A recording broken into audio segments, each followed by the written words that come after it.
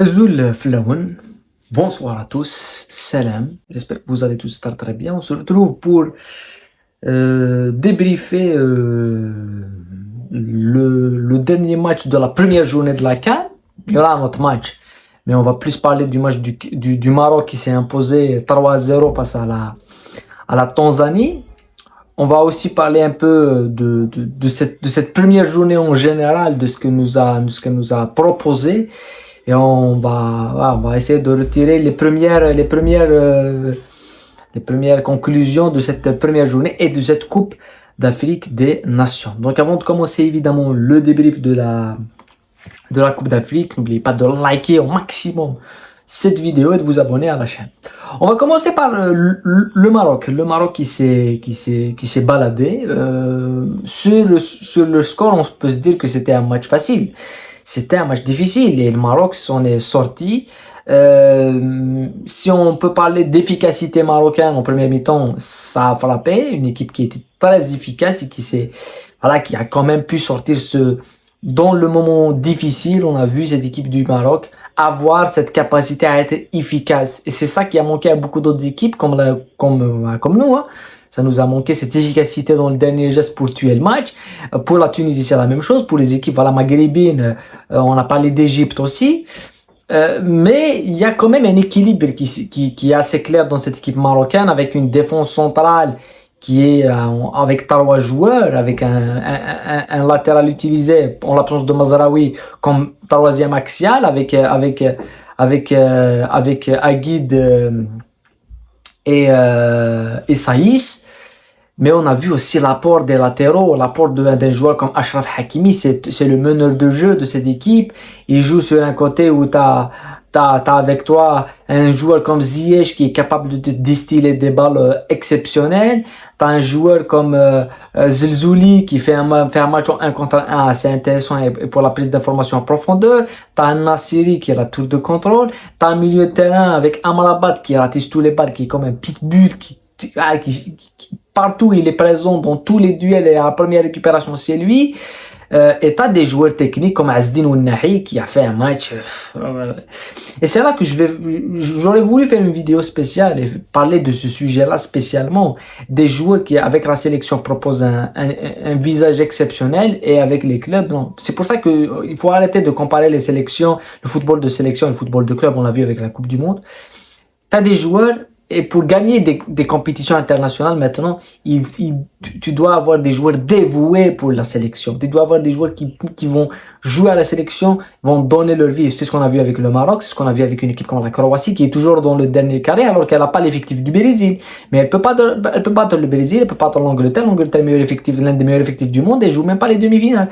Mais t'as des équipes, l'Argentine c'est pas la meilleure équipe du monde. Quand tu prends les joueurs, c'était des joueurs qui jouaient à Brighton, à Udinese, t'as Messi, mais ils étaient dévoués pour l'Argentine et pour Messi, ils ont gagné la Coupe du Monde.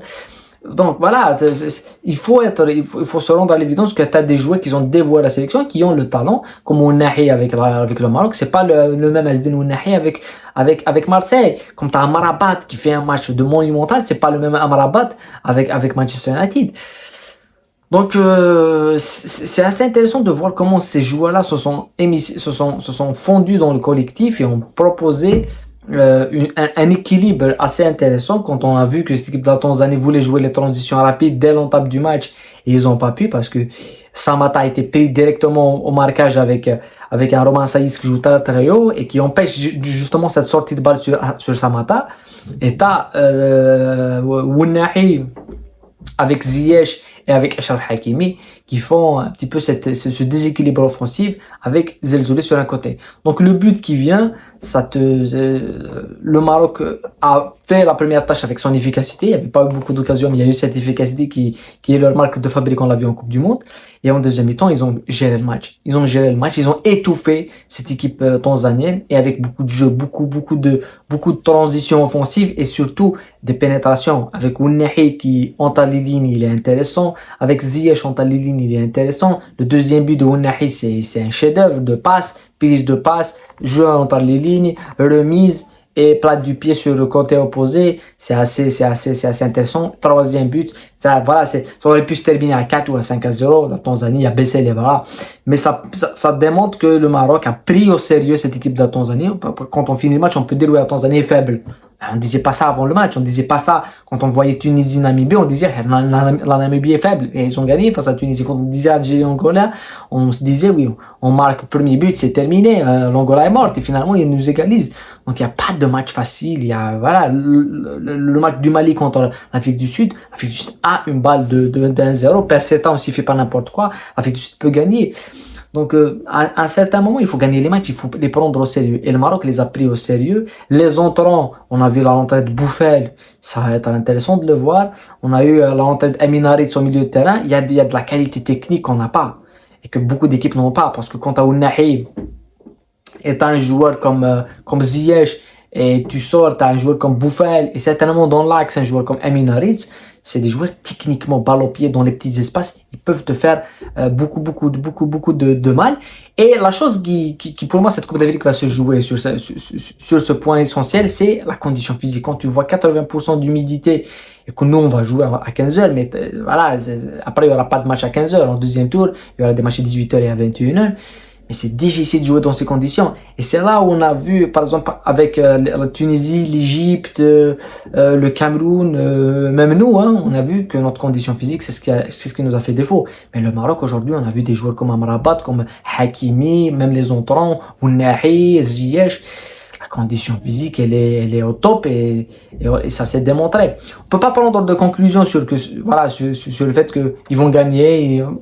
C'est qu'un match. Peut-être l'équipe qui a gagné le premier match va gagner la Coupe d'Afrique. Et peut-être que ça va être le Maroc. Peut-être que ça va être le Sénégal. Peut-être que ça va être Côte d'Ivoire. Mais en tous les cas, le Maroc est vraiment une équipe à prendre au sérieux.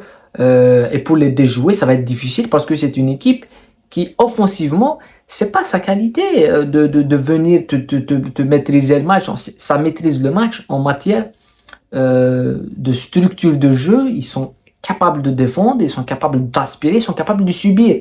Dans le football de sélection, celui qui subit, c'est celui qui gagne. C'est celui qui subit le mieux qui gagne. C'est ce que je veux dire. C'est-à-dire que si tu as une équipe qui peut te défendre 120 minutes contre le Brésil, eh ben, ils peuvent gagner la Coupe du Monde. C'est vrai, mais quand tu as une équipe qui peut se sortir de situations difficiles, jouer tiki-taka comme tu veux, mais quand ça devient un peu compliqué, s'effondre, ça ne gagnera pas de titre. Voilà. En tous les cas, c'est un match où on a vu un petit peu toutes les qualités du Maroc. Et je pense que ça va être un adversaire potentiel, déjà, vu qu'on n'a pas gagné le premier match. Et ça va être difficile. Ça va être difficile. En tous les cas, on va finir avec le résumé de cette première journée qui, pour moi, ça nous a démontré que, premièrement, il n'y a pas d'équipe faible. On l'a vu. Il n'y a pas vraiment d'équipe faible. Il n'y a pas de. Pour moi, les favoris qu'on a vus, si on prend seulement cette première journée, on ne peut pas dire qu'il y a favori, il n'y a pas de favori, parce que des équipes je sais pas, ben, voilà, des équipes qui peuvent gagner 3-0, on a vu aujourd'hui le Maroc, on a vu le Sénégal. Mais moi, je pense que qu'on a toute notre chance si on gagne face au Burkina Faso, ce qui n'est pas facile, ce qui va être difficile, mais si on gagne, ça va changer beaucoup de choses. Ça va changer énormément de choses. Donc, je veux bien.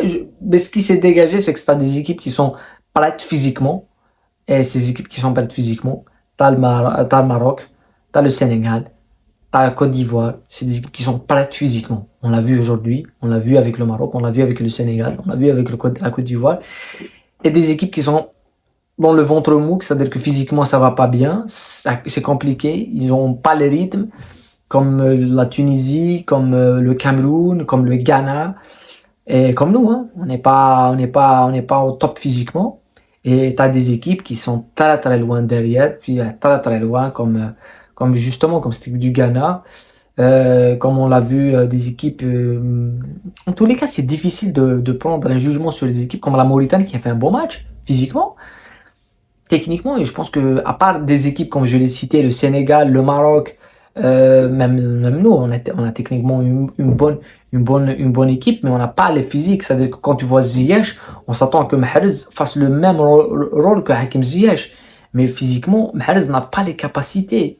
Et on l'a vu. Quand tu vois un joueur comme Blaili qui fait 20 minutes et qui disparaît, Taounahi, il fait 90 minutes. Il fait 80-60 minutes. T'as rentré de Bouffal, C'est ça, on n'a pas beaucoup d'arc et on n'a pas beaucoup de flèches. C'est l'expression idéale.